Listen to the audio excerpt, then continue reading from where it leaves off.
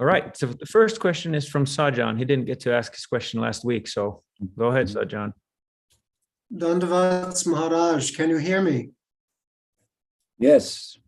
Oh, good, good.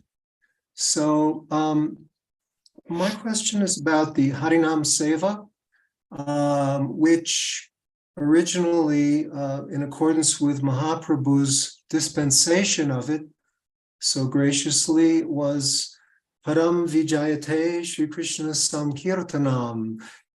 It was ever victorious in all circumstances. The prime examples of which being persons such as Ajamil and Valmiki, etc., like that. And so it seems as if over the course of time, this kind of ever victorious quality, infallible, purifying quality of the holy name has been kind of presented or interpreted in different ways, such as, for example, of course, we have Srila Prabhupada's example that an iron bar placed in the fire acts exactly like fire, like that. And that indeed is kind of like a reflection of that infallibility of the holy name to transform that which it comes in contact with, like that. But then we also have different types of expressions within the Gaudiya Vaishnava orientation, such as if you put pearls on a pig, it'll still be a pig. And even beyond that, milk touched by the lips of a serpent has poisonous effect. So those are some quite different kinds of presentations of one's engagement or faith in the holy name. It seems, again, seemingly, it feels, it seems to be so, but I certainly would value your input on this matter. Well, thank you. I think that the statements that you raise that may appear to be contradictory. Right, apparently. I don't think that they refer to a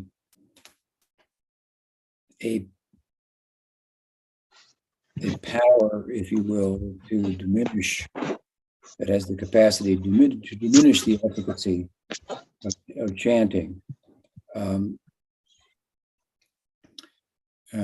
But while the efficacy of chanting the name of God is considerable, and according to the sacred text of the Hindus, it exceeds any other practice in the in age of Kali, let's say in Kali Yuga. But at the same time, we are taught that there are things that we can do that will improve our capacity to take advantage of the holy name, like receiving it from a guru, the blessings of a guru, right? and being nourished by the siksha instructions, scriptural logic, and so forth, as to the efficacy and so on and so forth. And just as there are things that we can do that can help us to take advantage of the dispensation of the holy name, the chanting and so forth, you could chant anywhere, anytime. It's true. You could be driving down the highway and chanting, but you could increase your capacity to take advantage of the efficacy and virtues and power, if you will, of the name by sitting down meditatively in the morning and chanting comparatively, right? Sure. And so similarly, there are things that if we do, they may get in the way of our ability to take advantage of that dispensation. Just like there are things that will help us to take advantage, there are things that might get in the way of our being able to do so. Something might, so with regard to, for example, the statements that you mentioned, that milk is nourishing, but if you take milk from the lips of a serpent, well, it might be laced with venom, right?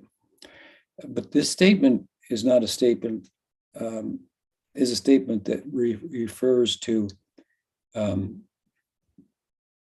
context, really refers to teachings that would be contrary to the Chaitanya Bhakti orientation to chanting, and which we are told, Gaudiya Vaishnavas, and we are told that chanting the holy name can give us prem, and this is the goal, prem prayojan, right?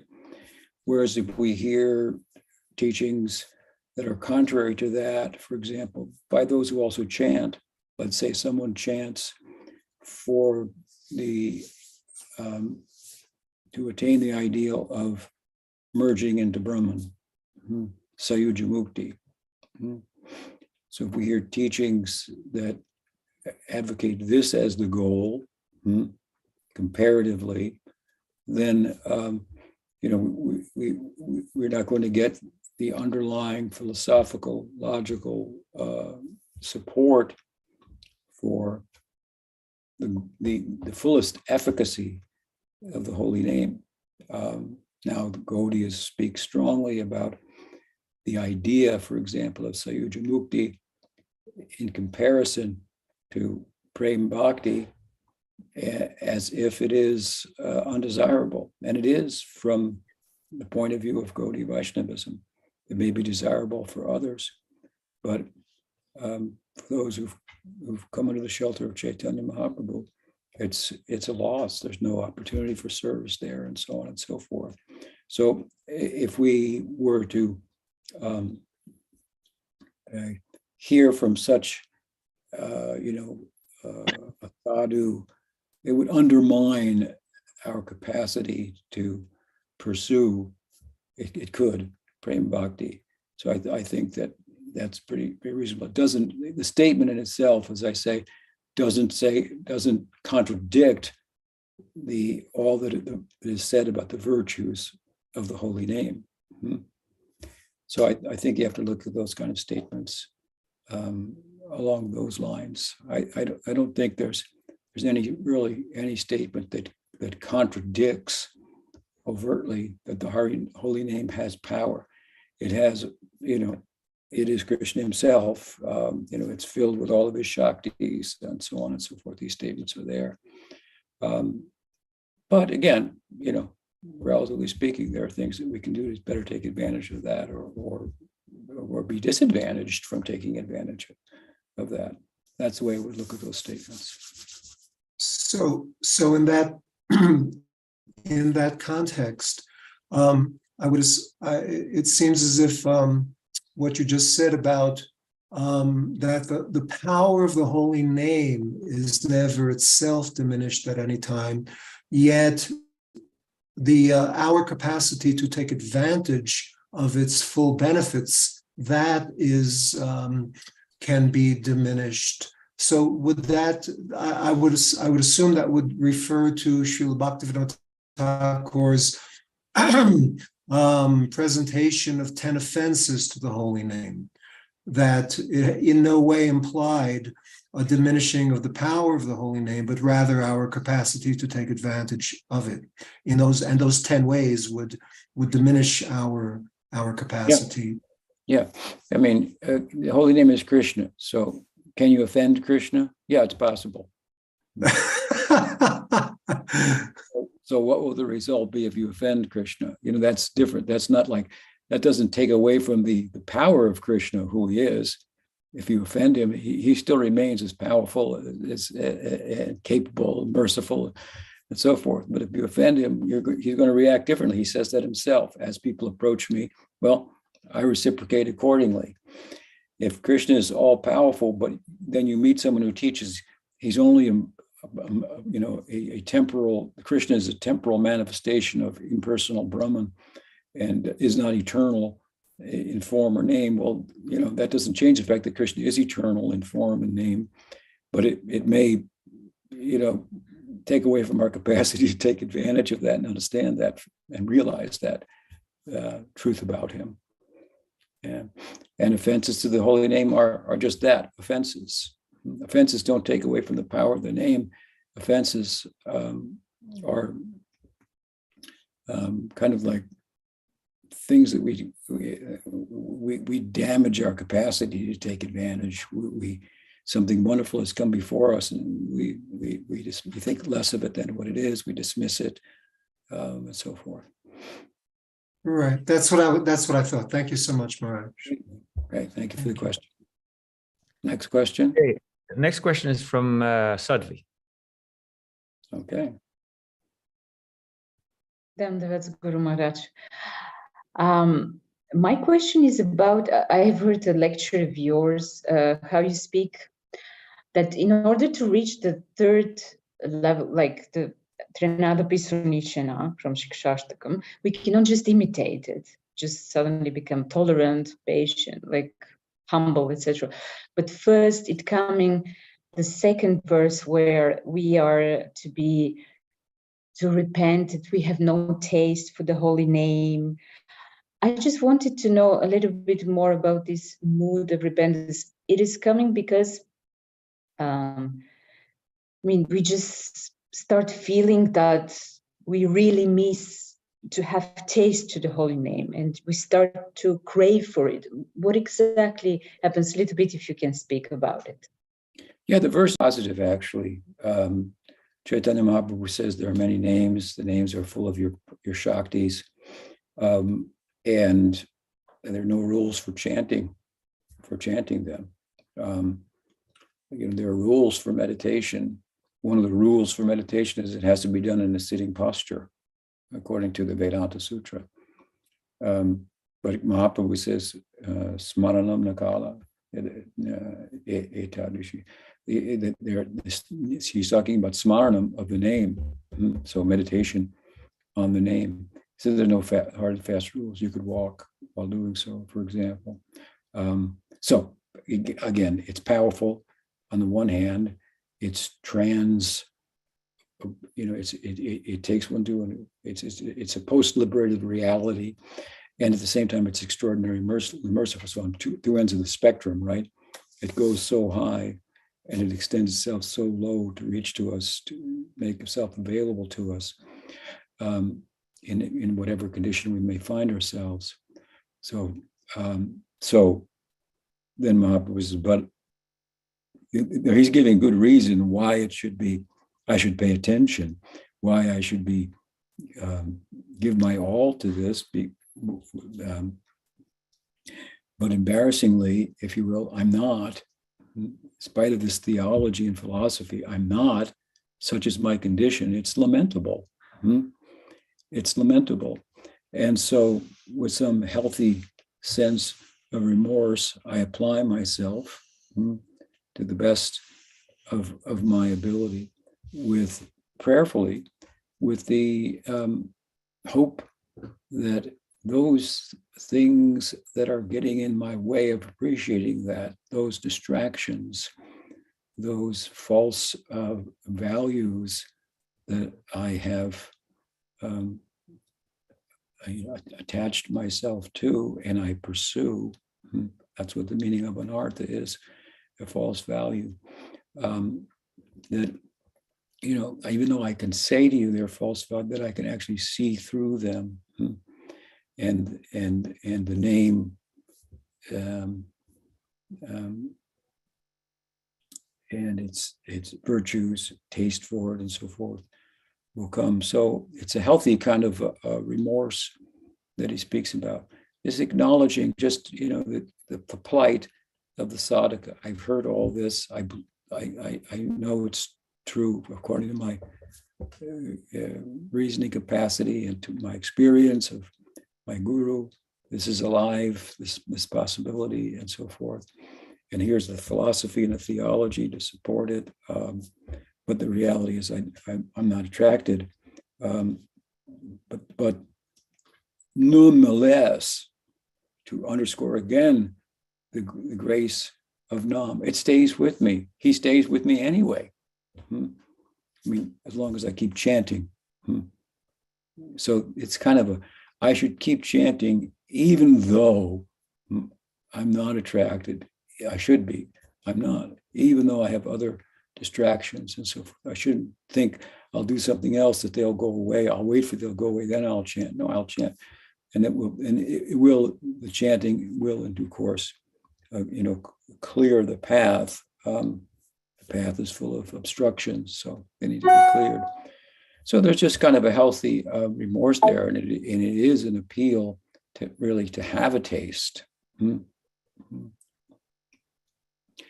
a sense, it's kind of a lower level where later on Chaitanya Mahaprabhu was praying, when will tears come? When will the sattvika bhavas appear and so forth? Well, first, when will the taste come? When will I be humbled enough, to take advantage of the name instead of pridefully keeping myself separate?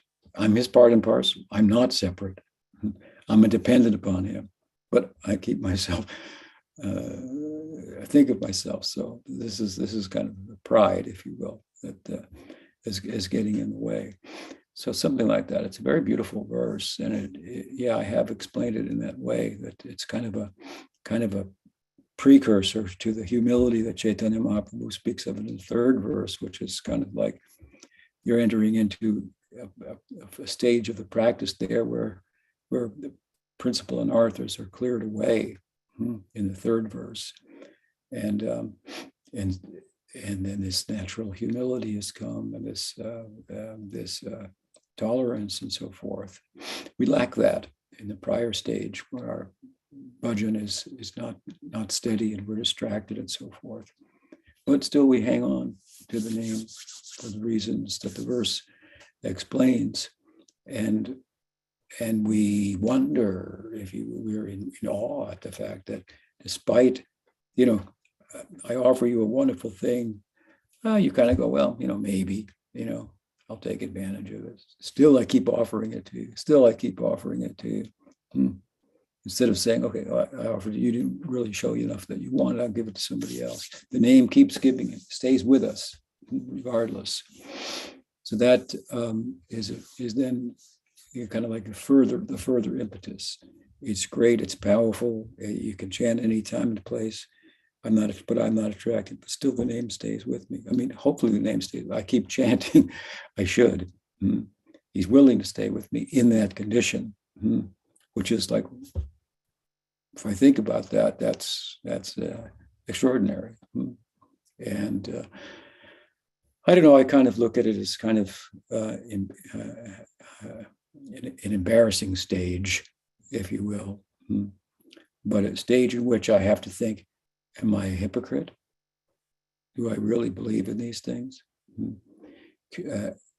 or not? I have to make the conviction I do and center my life around it, which is a very reasonable thing to do. I mean, to say, here's my lifestyle. I rise in the morning, because I know that family life can be distracting. There's a lot of things that come up. Children aren't always behaved, and they have their needs, and they have to take care. They may not disagree with us. Our partner may not agree with. Some of us are married and in relationships with others who aren't devoted or sympathetic and so forth. But it can only go so far in one sense. But it's very reasonable to to characterize. My life is in the morning. This is my rule. I get up and I meditate. Now, who who is going to complain about that? It seems very, very reasonable, noble, good, desirable, attractive. This is what I do. Now, my meditation is chanting the holy name, or it may be chanting the holy name and my mantra and some puja, but this time I set aside for this. Then, of course, I have my day. I have to go work and do things and so forth. But I remind myself of that sadhana again at midday, again at dusk. And if it's not possible to chant my mantra at midday, then I chant it twice in the morning, once when I rise, once before I head out, into the world, so to speak. And then when I come home again, And of course, as far as the lifestyle of a sadhaka in this day and age in this world, you're not in a situation where you can offer your food in a formal way in all circumstances. But I mean, there's two sides to this. There's a high end and a low end. I'm offering my food on the high end because for the pleasure of Krishna, and I'll honor what's left over. On the low end, I'm thankful, grateful for the bounty of life. I know that I'm not independent in acquiring it. It requires sun, it requires rain, wind, and so forth. These things are beyond my control. This is nature. Nature has consciousness behind it. This is grace of God. So we hold hands at dinner, say thank you, for the bounty, and may I use the energy that I get from this, for your service is the thought. You have to kind of gravitate towards essence of the teaching, and I think it's not only is it very reasonable, and does it have power, but it's attractive. I'm not really talking about your question that much, but about something else that it's related, but comes to mind. But overall, what I'm speaking about is the life of a sadhaka. And it'll be a little different. Obviously, if I'm living in an ashram, it's one thing. If I'm living in a household, it's a different thing. If I'm living in a household where my partner's not a devotee, it's going to be a little different. But still, so I can adjust that. It's bhakti is very generous and so forth. But to put it aside is unreasonable. And despite, to go back to your question, my lack of taste, my distraction, and so on and so forth. The verse is telling us, is challenging us. These are the things that are said about the name. Do you believe it? Then you should pursue it. And despite the fact that you don't have a taste, despite the fact that you're distracted, this only further indicates the merciful nature of the holy name. It's not giving up on you. Why should you give up on it? It's never giving up on you. Don't you feel a little bit like embarrassed to give up on the name?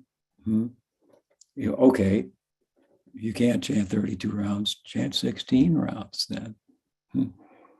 Bhaktivinoda says, start with 4 in his Harinama Chintamani.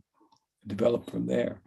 So the name is not giving up on you. This is the import of the verse.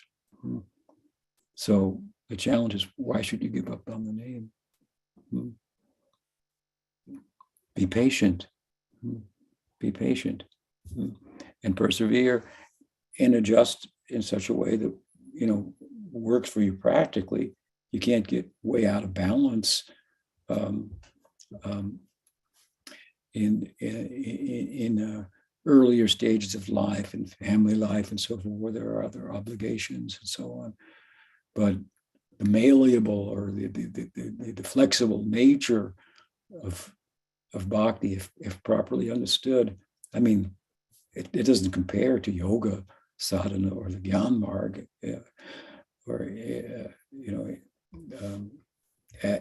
as other practices in pursuit of transcendence. So the name is merciful. Does that help? Yes, thank you. Or March, a quick follow-up. So would it be fair to say then that that very like lamentation is the thing that draws Krishna's mercy? Yeah, I mean, And- it's not a neurosis. It's just a recognizing of my reality, but unfortunate as it is. And Krishna says this in the 11th canto of the Bhagavatam. 9 devotees, sometimes they have distractions, so they feel a little bad about it, and that in itself endears them, to me. Mm-hmm. Yeah, thank you. Thank you. Okay, the next question is from Rajahari. He says, I understand that animals, birds, or insects find great benefit by hearing the holy names from a pure devotee, as Chaitanya Bhagavat 1.16.27.8 says. But can a practitioner who chants Nam Aparad, for example, hope that his chanting will help other living entities? Thank you. You can hope.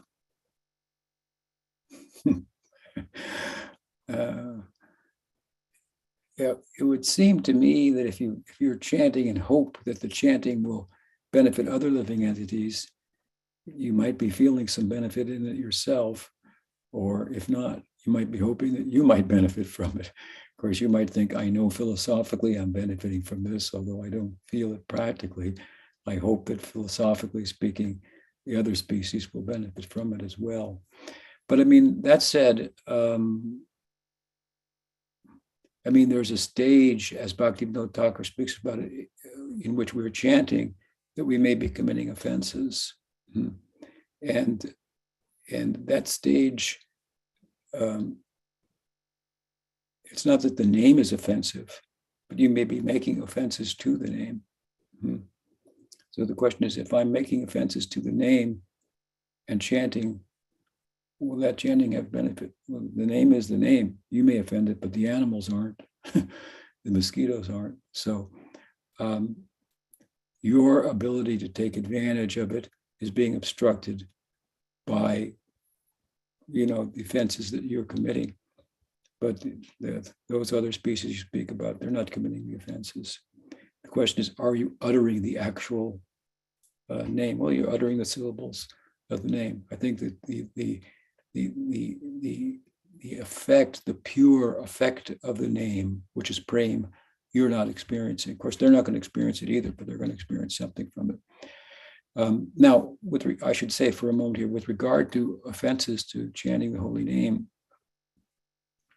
really, to a large extent, the offenses that one can commit in relation to the name will be overcome by proper sambandha-gyan. In other words, if you don't get proper sambandha-gyan, you don't know that Krishna's name and Ganesha's name are different. You don't know that chanting the name, which is a religious practice, kirtan, is different qualitatively. Its efficacy is entirely different and unequal to other Vedic sacrifices. You don't know that. Once you get to sambandha-gyan, you know these things. So, to a large extent, these offenses are overcome by sambandha-gyan. That's why, and siksha, in general. So that's why Bhaktivinoda Thakur was experiencing in his time. People chanting, they were devotees nominally speaking, kind of a play on words there, but nominally speaking, they were devotees, but they didn't really understand the teachings that underlie the Nam Dharma. And so they would go and chant Kali, Kali, or Krishna, Krishna, and so forth. And they weren't getting the effects. Therefore, his emphasis at the time on Siksha, and he was coming out with so many books and so forth. Just an aside there, I think that's an important point. And of course, we could still offend a Vaishnav, even though we know it's not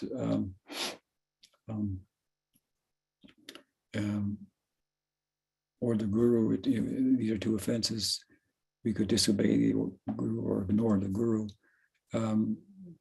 instructions or offend a Vaishnava, even though we know and we've heard repeatedly, but those offenses are emphasized. That's why they're emphasized over and over and over again, right? We don't emphasize over and over and over again that the chanting of the holy name is not to be thought equivalent to doing a horse sacrifice or something. Once you hear that, you go, well, I'm not going to think that.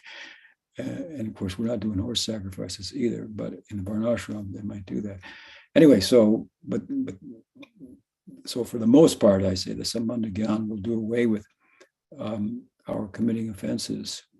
Bhaktivinoda Thakur does emphasize attention, pramada, inattentiveness, almost as if it is an offense in itself.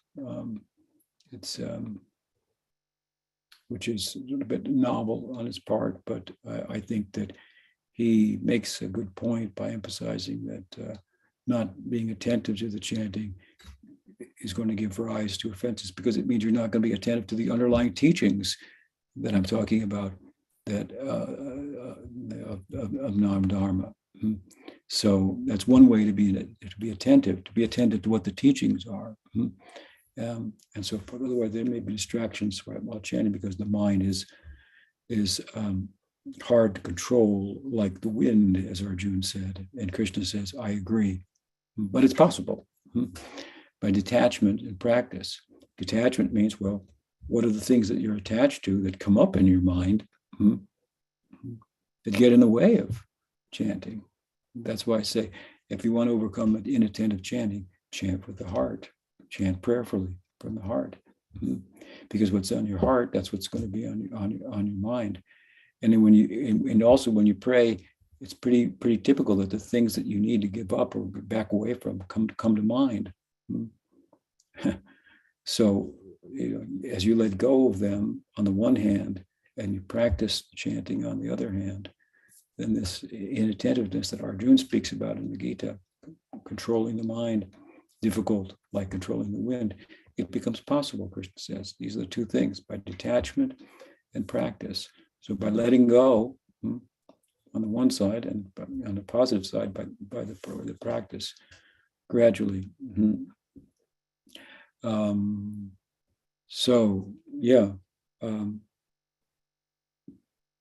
But I mean, I think that there's good reason to think that if you chant the holy name, others will be benefited.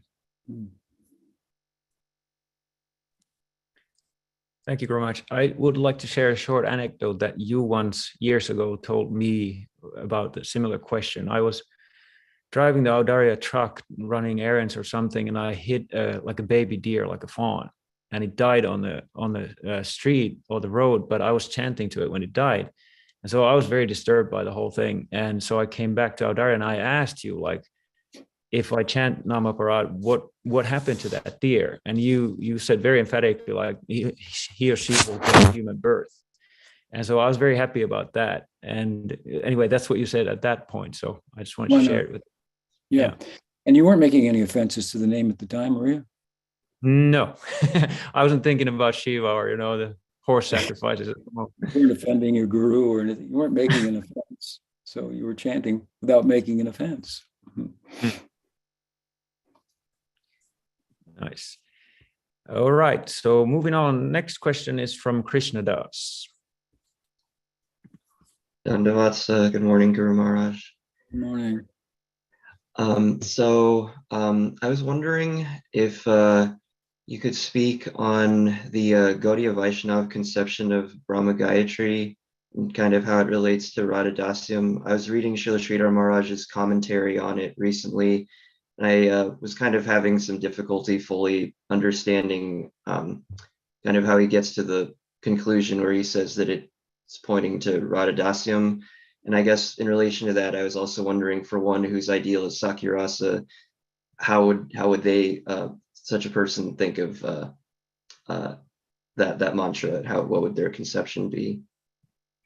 Well, yeah, I think that the commentary of Sridhar Maharaj is interesting, reasonable, insightful, I should say. But on its face, his commentary is not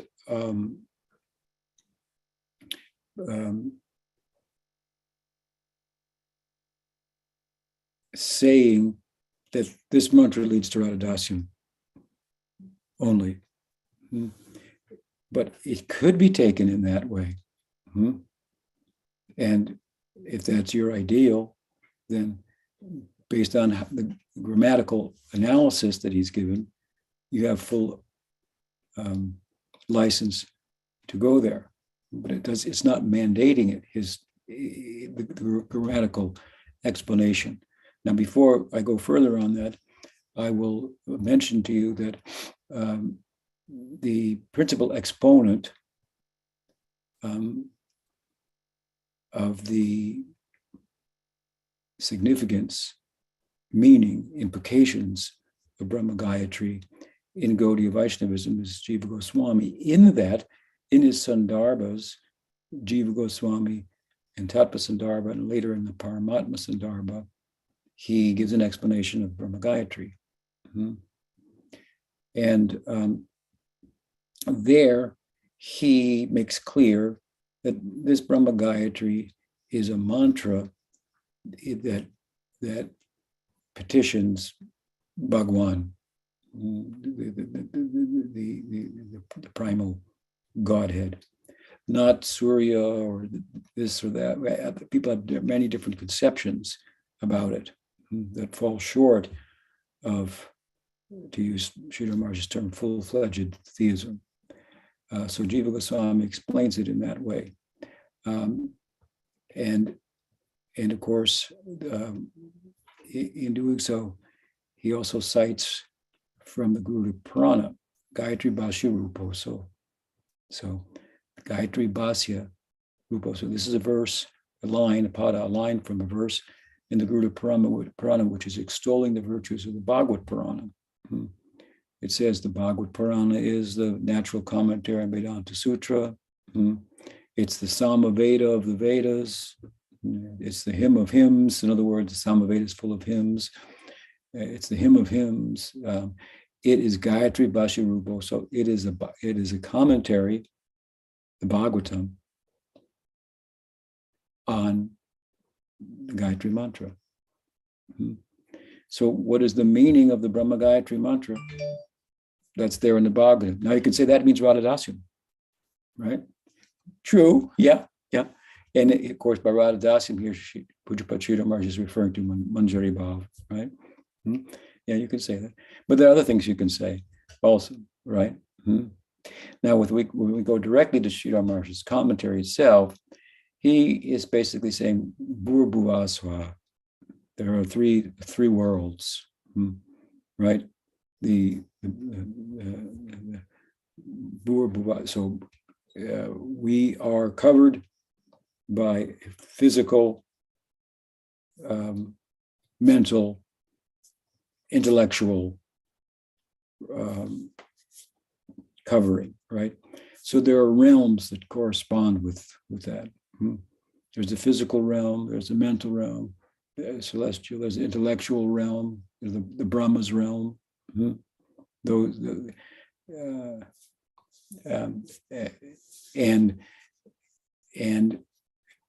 Bhur-bhuva, Om Bhur-bhuva Sva Tat Savitur.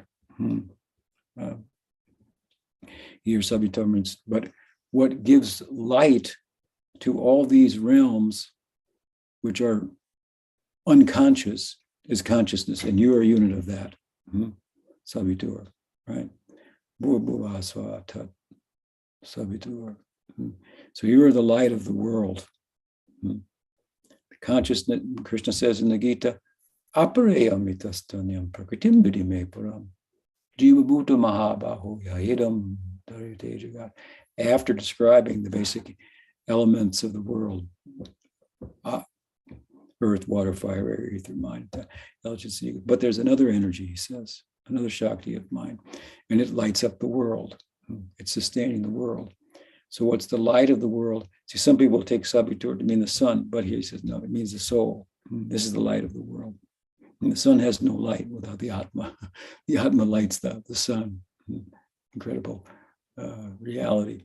So Bhurbhavata, Bhurbhavasva, Tat Savitur, Varenyam, Bhargo Devasya. Varenyam means like worshipable, worshipful, right? So the idea here is, and Devasya means Krishna. It means the playful God. So Krishna, so the soul lights the world, but what lights the soul is God. Ultimately, we say it means comes to Krishna, the playful God. But in between God and the Jiva, Devasya and Savitur is Bhargo. And Bhargo means light, effulgence. So you see, this is Radha. Radha lights up Krishna and lights up us by bringing us in touch with Krishna. Bhakti is this medium that nourishes Krishna and nourishes us by bringing us together with Krishna. So he's saying that the Atma lights the world, but it has a source who is venerable, worshipable, and playful, beautiful, charming, and so forth. But there's a light that lights him up. And that is Radha. She lights him up and shows him to us at the same time, right? And therefore, she's even more worshipable. This is how he goes. So Dimahi, Devasya, Dimahi, Dio Yona Prachodaya. So this is his kind of progression. Now, I wouldn't, you don't have to take the fact that I've just stated here from his grammatical analysis to mean, therefore, this mantra is taking me to Radha-dasyam. We do agree that the way to Krishna's heart is through Radha. Therefore, even the Narmasaka, the Sakya Bhav, yes, we could attain Sakya Bhav that is not influenced by Madhurya, but the latter is preferable. And so therefore you find, for example, Narmasakas like Subal, like Madhu Mangal. They're also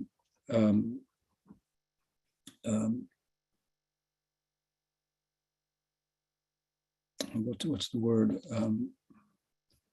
Anyway, they were also servants of Radha, right? Subal is a friend of Krishna, and Radha is also he's also considered a kinkar. Kinkar means servant, a kinkar of Radha. So,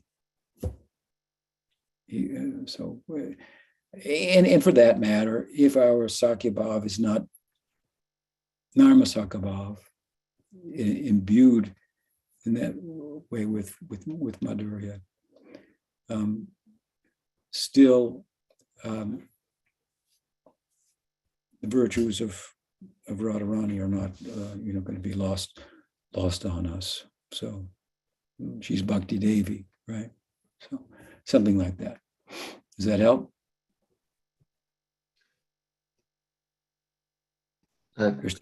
Yes, that was very, very much good. Okay, good. We have 15 more minutes. Okay. Yeah, kind of Ram has a question. Or did Krishnadas have a follow-up, or did I just cut you off there? I guess not. Okay, so Kanu Ram, go ahead. Good morning, Guru Maharaj. Can you hear me all right? Yes, loud and clear. Okay, good. So I'm reading from the Srimad Bhagavatam in the 10th canto, chapter number 54, about the marriage of Krishna and Rukmini. And I have a question about one of the personalities in a particular verse. I'll read you the verse. So the heroes of the Lord's army, headed by Gada and Sankarshan, could not tolerate the aggression of the opposing kings. Thus, with iron arrows, they began to strike down the enemy's horses, elephants, and chariots. And then in the translation, it says that Gada is the younger brother of Lord Krishna. And I was wondering if you could tell us something about the lesser known siblings of Krishna, like this personality Gada and maybe some others. I don't know the answer to that. I'm not familiar with that verse, and it's not something that I have really studied the Dwarka Leela. Be honest with you, I'm kind of caught up in the Braj Leela and a little bit, Mathura. I haven't got. I should, this is the same Krishna, and he's looking back at Braj from there. So I'm surprised at that verse. In one sense, the idea that Krishna has a younger brother, I don't know from who, where, but let's take a quick look here, see if we can just look it up. Hold on a second here. Let me get out something that would be useful in this regard. Okay, it's the 10th canto, and what's the verse number? It's chapter 54, text number 6. So 10, 54, 6? Yes, sir.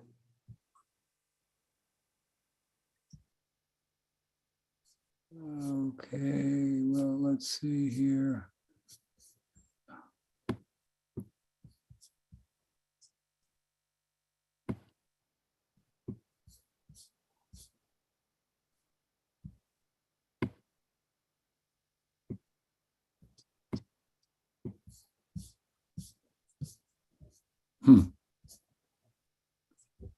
Well, I thought I would have had that here.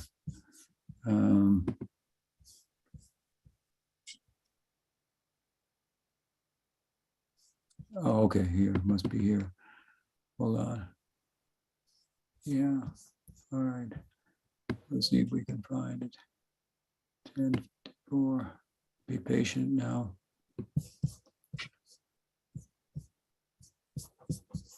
All righty.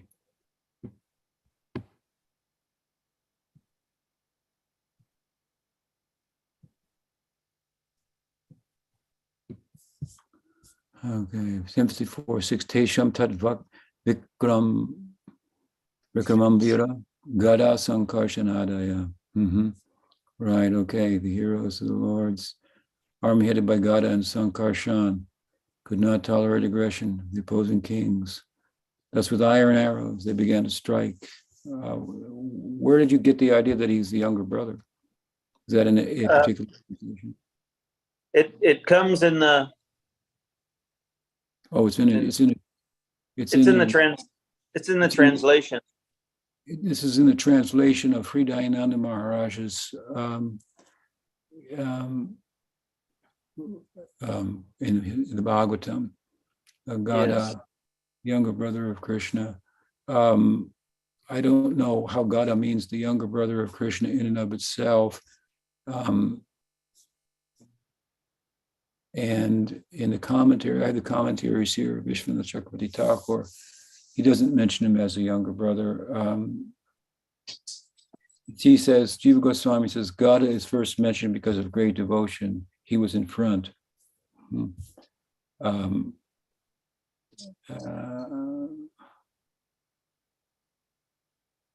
So in the end, there's nothing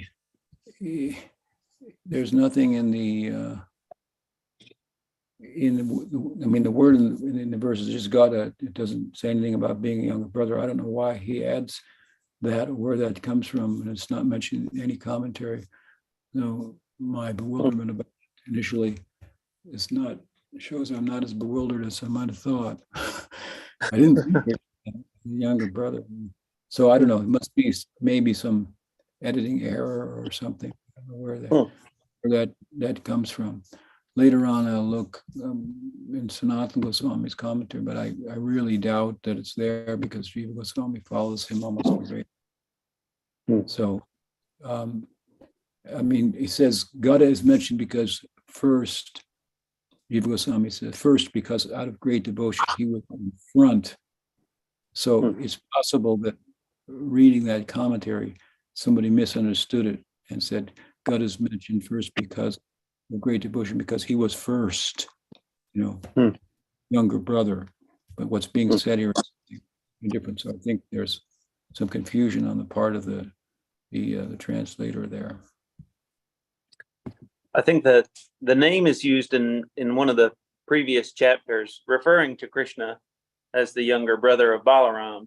So he is, yeah. That part I remember. Okay, what else? Okay. Krishna Kanaya has a very nice, straightforward question. She's asking you, what makes you happy? Well, questions like that are good. They make me happy. It's nice when somebody wants to know how you feel about things, right? But so many things, right? I'm happy when the devotees are happy. If I can act in such a way that the devotees are pleased. Of course, I can act in the way in which the devotees should be pleased and they're not. That makes me unhappy.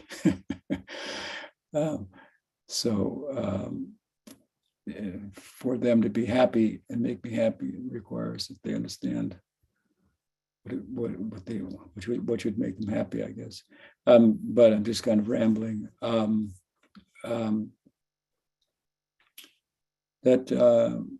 guess I'm happy when I see that the devotees are understanding properly and applying themselves, and coming up with realizations. I mean, that's what I'm trying to do, with regard to the community. Otherwise, personally, aside from that, I'm happy with insights gained about Krishna's playful leelas with his friends. Keep practicing, the different insights come and so forth, and they make me very happy. So, it's a nice question. I appreciate it. There's just too many things that make me happy. Now you could ask what makes me sad, but I don't think I have as many things on that side. But it would be, in one sense, the converse, that I'm doing something good and devotees aren't taking advantage of it. It's paradukkha dukkhi. I'm sad for them, but I'm happy personally. It's said the Vaishnava has no unhappiness except for the unhappiness of others. He sees that others are unhappy. That makes him unhappy for them, but for himself or herself. He's in a world of happiness. So what else? We have a few minutes. Okay, Anadi Krishna asks, let's see, where's the question? How do you encourage those, he's asking you personally, how does Guru Maharaj encourage those who have never chanted the holy names to do so?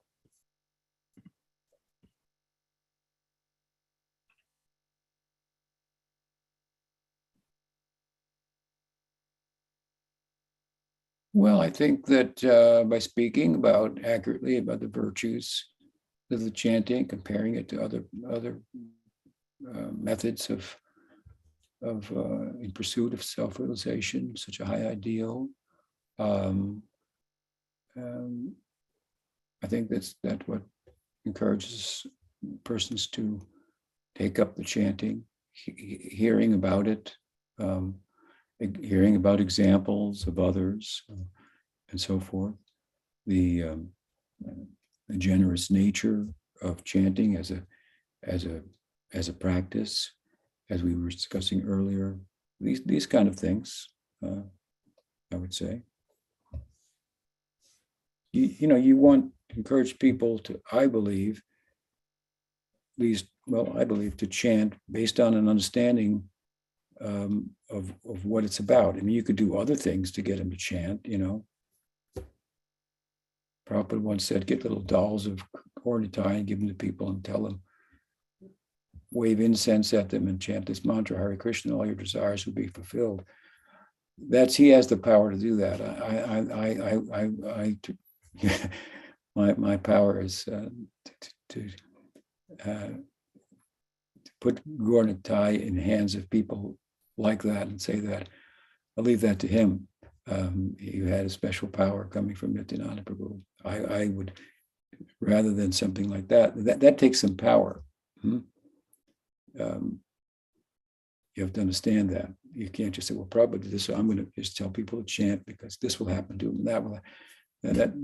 We shouldn't do that. We should tell people to chant, encourage people to chant based on the teaching, what the chanting is, what is said about it, and so forth. So that's my answer. There's an interesting, Gangashakti did some Google searching about that Gada, and maybe Guru Maharaj, you want to read it from the comment section. Gada. My apologies. I did a quick Google search. It says that he was the son of Vasudeva. Apparently, Haribamsa says that his mother was called Sudama. Well, Mahabhagavata, Mahabhagavata,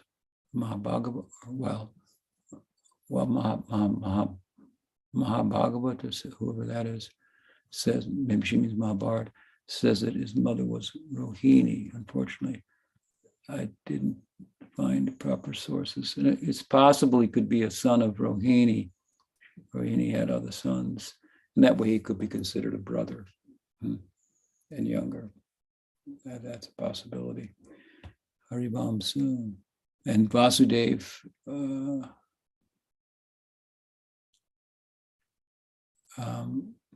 is another name for Balaram. Krishna says in the Bhagavad Gita, amongst the, as you say, amongst the Vrishnis, I'm Vasudev. So when you're saying, well, he's Vasudev, it means Balaram, because Balaram is also the son of Vasudev. So amongst them, I'm Vasudev, the Kshatriya, Ram. So there's a good angle there. We could look further into that. You could look at him as a younger brother if he's a son of Rohini, just like Balaram is considered his brother, although he's from a brother from a different mother, as they say. Okay, well, that's it for the questions today, Guru Maharaj. Nice to be with you all. Haribol. Thank you very much, Haribol.